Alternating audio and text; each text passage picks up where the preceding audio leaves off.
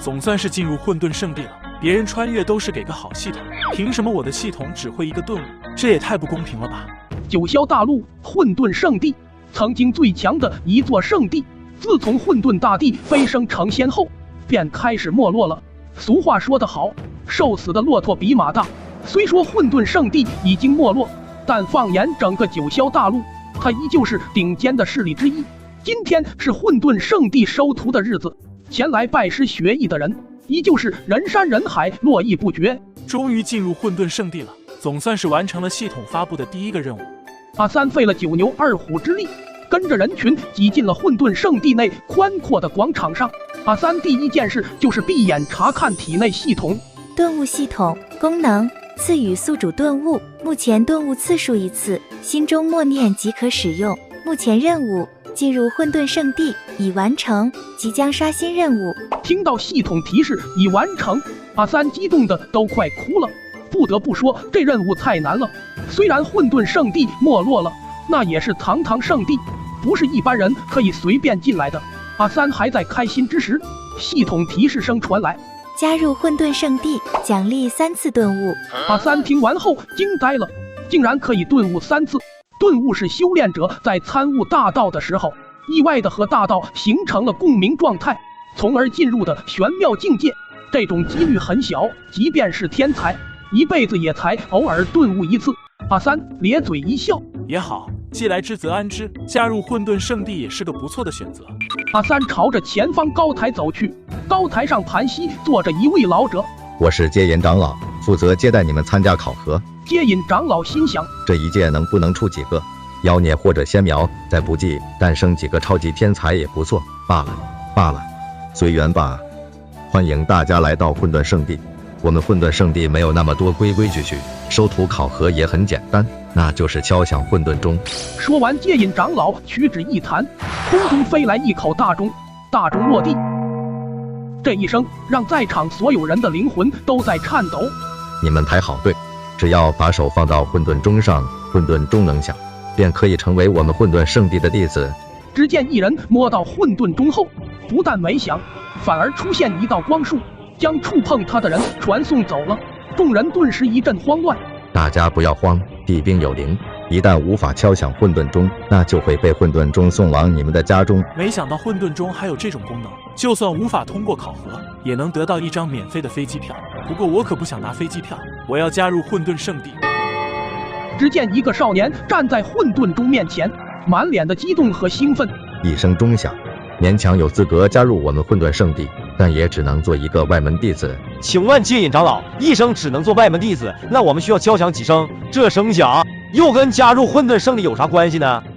小子，你这问题问得好。混沌钟有9响，响1声可为外门弟子，响2声可为内门弟子，响3声可为真传弟子，响4声可为长老弟子，响5声可为太上长老弟子，响6声可为我混沌圣地圣子。至于这响7声、8声、9声，已经很多年没有出现了，一旦出现，那将立刻成为我们混沌圣地的神子。听完接引长老的话，广场上的众人顿时一阵向往。试问谁不想直接成为神子啊？随着时间的流逝，广场上的人越来越少。让阿三震惊的是，测试了10几万人，也就仅有几百个加入了混沌圣地，而且这几百人中，响声最多的也就是3声。一届不如一届，难道我混沌圣地真的要就此没落吗？终于轮到我了，不知道我能不能敲响这混沌钟呢？阿三脑海中一阵震颤，一篇金色的文字出现在他的脑海中，演化这天地万物，阐述着混沌大道。我知道了，原来要参悟这些金色文字，就能敲响混沌钟。参悟的越多，混沌钟的响声也就越多。系统使用1次顿悟。阿三顿时思维变得越来越清晰，一个个灵感在心中浮现。原来这篇经文叫混沌引，一旦练成，便可借用混沌钟的力量。阿三沉浸在顿悟的玄妙境界之中，顿时理解了前面这篇经文的奥义。但他不知道的是，外界早已经因为他的测试而沸腾。在阿三使用顿悟后，混沌钟又响了1声，顿时广场上没有测试的人们开始羡慕阿三。他们都知道，只要响1声，足以加入混沌圣地，这时接引长老看了看阿三，摇了摇头，他并没有看出阿三有什么过人之处，哪怕是响了2声，也不过如此。混沌中颤抖，释放出了阵阵金光。接引长老有些惊讶地看向阿三，他没想到看起来这么普通的少年，竟然能让混沌中连响了3声。其实到了接引长老的境界，根本不需要混沌中测试，但他从阿三的身上看不出一点的出奇。就在此时，第4声响了，整个广场上一片哗然，所有人都惊呆了。4声了，按照规定，这已经可以成为长老弟子了。但不管我怎么看，在这少年身上看不到一点不凡之处。广场上的众人已经被震惊的麻木了，接引长老也不再淡定。我的妈呀，这小子竟然让混沌钟响了5声！在混沌圣地内部，也有几道强者闻声而来，就因为阿三这连着5声钟响，将混沌圣地的一些高手都给惊动了。什么6声了？只见阿三整个人漂浮了起来，身体里释放出阵阵光芒。这是赐福，混沌钟居然给他赐福了，这怎么可能？空中一道道强大的神念探视而来，这6声钟响彻底惊动了整个混沌圣地。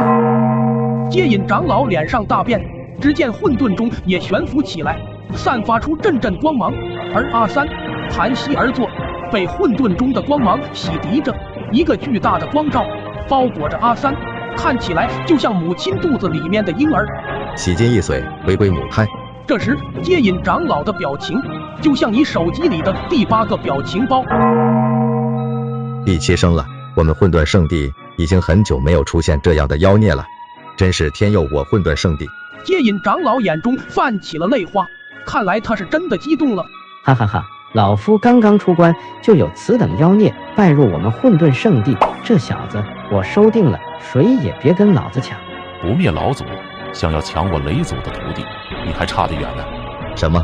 连沉睡多年的不灭老祖和雷祖都被惊动了？2位老祖可是上古时代的超级强者，如今都已沉睡1000年，竟然都被惊动了，可见这混沌钟击响有多么稀罕。来人，快查查，这小子叫什么名，来自哪里？第8声了，混沌钟已经多少年没有连响8声了，我们混沌圣地已经多少年没有出现这样的妖孽了。哎，这下那些老怪物肯定都会出来抢徒弟了。在混沌圣地深处，古化石们都在这一刻爬出了棺材，从黑暗的深渊之中招来战魂，爆发出强大的灵魂波动。这是我的徒儿，谁敢抢，老夫将他镇压在茅坑下1万年。众多连自己名字都忘记的古化石们，如同一尊尊神魔一样，傲立苍穹，威震9天。这可都是混沌圣地内的强者啊！9响了，整个混沌圣地彻底沸腾了。广场上还没参加考核的人们早已经被这阵势吓傻了。接引长老也站不住了，马上落下，站到混沌钟旁边，一脸激动地看着阿三。9响，神子立，混沌圣地终于要出现一位神子了。在混沌圣地，神子的地位堪比圣主，比他们长老甚至太上长老都要高出一个级别。只见接引长老恭敬地站在阿三旁边，替阿三护法。即使在混沌圣地，不需要他的护法，其实有不远处那些老祖和太上长老们，根本没人能伤害到阿三。但接引长老为阿三护法是心甘情愿的。哈哈哈，我是万万没想到啊！我主持的一届收徒大典，居然出现一位神子。如果这位神子能够登临帝位，那我也会被写进历史中，从而会名扬万古。再如果能出现一位大帝，那我们混沌圣地就能彻底崛起，不会再是6大圣地之中垫底的存在了。接引长老看着阿三，激动的都哭了。阿三竟然让混沌钟连响9声，混沌圣地彻底沸腾了。阿三此刻万众瞩目，但阿三却不知道这一切。9声响，神子立，我们混沌圣地终于出现一位神子了，真是不可思议啊！想要混沌钟响9声，那就要彻底领悟混沌眼，很多修炼多年的强者都办不到，他一个凡人竟然可以领悟，真是不可思议。雷祖，我徒儿的悟性岂是你能猜测的？哎呀，不灭老祖，你这改口改得真快呀！好舒服啊，感觉就像做了一次大保健。你们想干什么？被这么多人盯着看，阿三心里有些发毛，忐忑不安。尤其是接引长老，那眼神里都泛光了。这接引长老不会有什么特殊癖好吧？阿三，恭喜你加入我们混沌圣地，你让混沌钟连响了9声，现在你已经是我们的神子了。9声响，成为神子。这消息把阿三都震撼到了。他知道自己敲响了1声，但使用顿悟之后的事，他完全不记得了。此时空中飞来一人，全身散发着金色的气息，这威压实在是太大了，让人有种膜拜的感觉。见过圣主，这竟然是混沌圣地的圣主，怪不得威压这么大。见过。阿三，你不必行礼，你已经是神子，地位与我相当。阿三懵了，与圣主地位相当，这简直是一下子成为了皇帝啊！哈哈哈！阿三傻傻的笑了起来，这也太爽了吧！神子，神子啊！你跟我走吧，接引长老，我就先把神子领走了。那些老祖和古化石们还着急收徒呢。恭送圣主，恭送神子。神子，老祖和古化石都想收你为徒，不过具体选谁还要看你自己，我们不会逼你。请问圣主，老祖和古化石很强吗？比那些太上长老如何？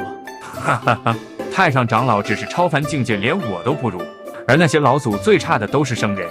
至于古化石们就更恐怖了，他们则是上个时代的强者，早已经踏入了大圣境界，甚至有的都成为了准帝。圣主说笑了，我们这些老不死的，也只是地路上的失败者而已。虽然对方自嘲为地路的失败者，但能够跟大地争锋的人，哪怕是失败者，其实力也不可想象。顿时，一双双目光都朝着阿三看了过来，而圣主恭敬地站到一旁。就算他是圣主，但在这里面也只是个后辈而已，根本没有什么话语权。阿三看了看这些人，在他眼里都很普通，根本看不出谁强谁弱。其实阿三只想找个厉害点的当靠山，以后在这混沌圣地就可以横着走了。奇怪，神子看起来似乎很普通，根本没有特殊体质，更不像是什么大能转世。肉身平凡，灵魂比普通人稍微强一点，似乎连一些外门弟子都不如啊。不会是混沌中错误吧？不对，应该是我等实力不足，看不透神子。这些人都是圣人，早已开了圣眼，在他们眼里，阿三就跟没穿衣服似的，就连他体内的每一个细胞都能看清楚。不过他们再厉害，也看不到阿三体内的顿悟系统，所以阿三在他们眼中极其平凡，甚至说是一点资质都没有。如果不是敲响了混沌钟，恐怕连加入混沌圣地的资格都没有。此时雷电老祖走出来说道：我的雷神诀一旦修炼到大成境界，便可召唤天劫轰击敌人，威力无穷，神子可愿拜我为师？雷电老祖话音刚落，不灭老祖马上抢过话说：我的不死魔功一旦大成，就能肉身不死不灭。我是刀祖，我的霸刀可横扫无敌。我是拳祖，我的神龙拳可化为神龙，遨游太虚。大殿内一位位强者都在介绍自己，希望可以收阿三为徒，而古化石们却没有开口，因为他们都看不出阿三到底哪里有不凡之处，所以他们很谨慎。因为古化石们寿元有限，平时都是在棺材里沉睡，没有多少时间出来教徒，所以谁都想收一位天赋好的徒儿，否则简直是在浪费生命。这些家伙听起来都很厉害，该选择谁拜师呢？阿三犹豫了，他看起来这些人都很强大，根本看不出谁更胜一筹。此时圣主露出一丝惊讶，走了出来：诸位老祖、古化石，地天太上长老在外求见。地天，他还没凉吗？就他一个小小的超凡，还想进来？难道他也想收神子为徒？算了，先让他进来吧。不一会儿，一个面容有些苍老的男子颤颤巍巍地落地，看起来确实是很弱不禁风的样子。不是吧？这不是太上长老吗？年龄肯定不如那些古化石大，怎么看起来就像要凉了一样啊？诸位老祖、古化石们，神子老朽不才，但老朽修炼的混沌经乃是我们混沌圣地的至高宝典，一旦将其修炼至圆满境界，便可铸就混沌体，届时正道地位指日可待。阿三听完愣住了，混沌体，就算他在无知，也听说过这种体质举世无双，一旦练成，那绝对是可以正道大地的。更何况我自己资质很平凡，如果不修炼出一门强大的体质，恐怕是根本无法成为强者的。但有了混沌体，那这一切就完全可以解决了。诸位老祖、古化石们，弟子想和地天太上长老学习混沌经。胡闹，可笑啊！地天，你最清楚了，混沌经的修炼难度，自古以来，除了创出这门混沌经的大帝外，可有他人修炼到圆满境界。帝天如果不能将其修炼到圆满境界，根本无法铸就混沌体。你这就是在浪费神子的天赋和时间。来人，快把帝天赶出去！且慢，弟子愿意和帝天太上长老学混沌经。众人都懵了，他们怎么也没想到阿三竟然这样想学混沌经。其实阿三心里有数，修炼难度大，一次顿悟即可。如果一次不行，那就2次、10次、100次，从来不怕顿悟，因为有的是顿悟。阿三闭眼查看顿悟系统。顿悟系统功能：赐予宿主顿悟，目前顿悟次数3次，心中默念即可随时使用。任务：加入混沌圣地，已完成，即将刷新任务。阿三咧嘴一笑，之前加入混沌圣地的任务完成，给了3次顿悟。就在阿三还在为得到3次顿悟开心的时候，帝天太上长老语气不卑不亢地说道：诸位老祖古化石们，正因为神子天资不凡，所以我才认为神子更适合修炼混沌经。或许混沌钟响9声，便是提醒我们，神子正是修炼混沌经的主人呢。好了，帝天，你不要再说了，我绝对不同意。神子跟你学混沌经，弟子愿意拜帝天太上长老为师，修炼混沌经。神子，你现在只是凡人，还不了解这混沌经的难度。在我们混沌圣地历史中，曾经诞生的天才不计其数，其中更是有让混沌钟响7声、8声，甚至9声的神子们，但他们无一例外，根本无法将混沌经修炼到圆满境界。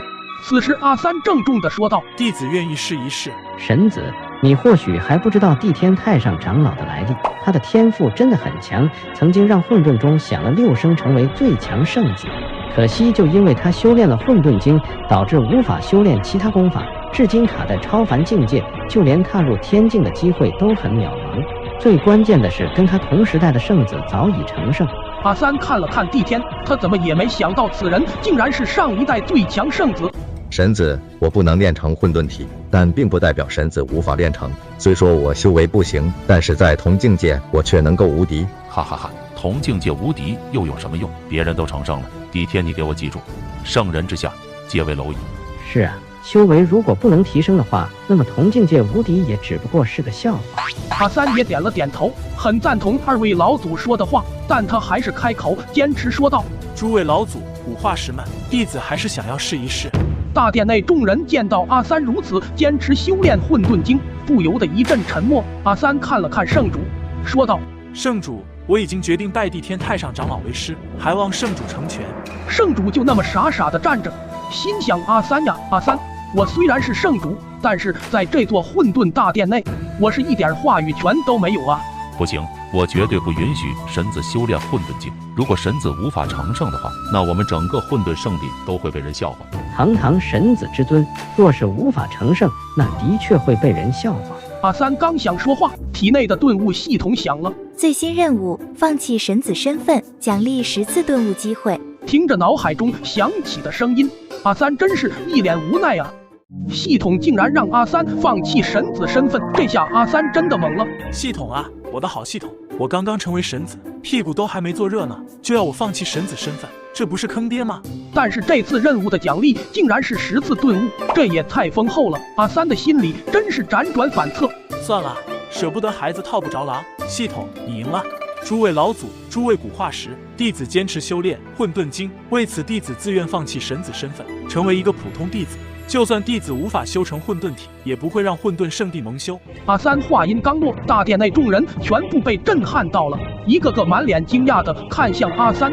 神子，你在说什么？你可知神子身份代表着什么吗？代表着我们混沌圣地的最强传承，也会得到我们的重点栽培。你小子竟然想放弃！神子，你要慎重考虑啊！有神子身份，你会拥有最多的修炼资源；放弃神子身份，那你可就是普通长老弟子，待遇跟神子比可是天上地下。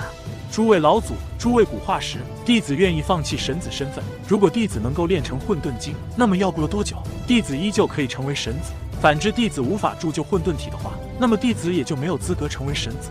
这次阿三的豪气把众人震撼到了，放弃神子之位，再重新成为神子，这得需要多大的魄力和毅力？放眼诸天万界，恐怕都找不到一个这样的人吧。古化石们此刻对阿三有了一丝欣赏。此时，一位古化石化成人形，对众人说道：既然神子有如此豪气和毅力，吾等岂能有不成全之意？就依神子之言吧。这是不是有点太仓促了？小雷啊，从小你就事多，还要我多说吗？这点事我做不了主吗？弟子谨遵教诲。随后古化石们瞬间离开大殿，剩下的老祖和太上长老也紧跟其后。大殿内只剩下圣主，还有帝天以及阿三。阿三，既然你选择了放弃神子之位，我尊重你的选择。那么从现在开始，你便是帝天太上长老的徒弟，地位和那些太上长老弟子相当。多谢圣主。圣主点了点头后，也离开了大殿。弟子阿三拜见师尊。没想到你居然放弃了神子身份，看来是老夫害了你啊！师尊不必自责，弟子是自愿修炼混沌经，和师尊无关。既然如此，我也就不多说什么了。为师向你保证，在我仅剩下的100年寿元之内，肯定会倾力栽培你，绝对不会有丝毫保留。帝天话音刚落，阿三愣住了。师尊，您怎么只有100年寿元了？这不对吧？我刚当拜师，你不会就要凉了吧？那等你凉透后，我找谁当靠山了？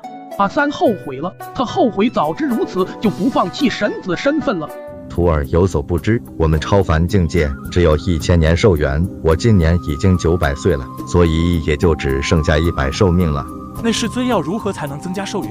唯有突破境界，踏入天境，才能增加寿元至2000岁。不过我修炼的是混沌经，每一步进阶都非常困难，恐怕我很难突破到天境了。师尊，我对修炼一无所知，请问修炼者有哪些境界？这些我当然要告诉你，不过我们先离开此地，在路上我慢慢跟你说。是，师尊。帝天挥手招来一朵白云，载着阿三飞向远处。我们修炼者共有14个境界，由低到高，分别是炼体、聚气、神强、洞天、寂灵、觉醒、除窍、涅槃、超凡、天境、圣人、大圣、准帝、大帝。阿三听完一阵感慨，原来这境界这么多啊！怪不得帝天师尊修炼了这么多年，也只是修炼到了超凡境界。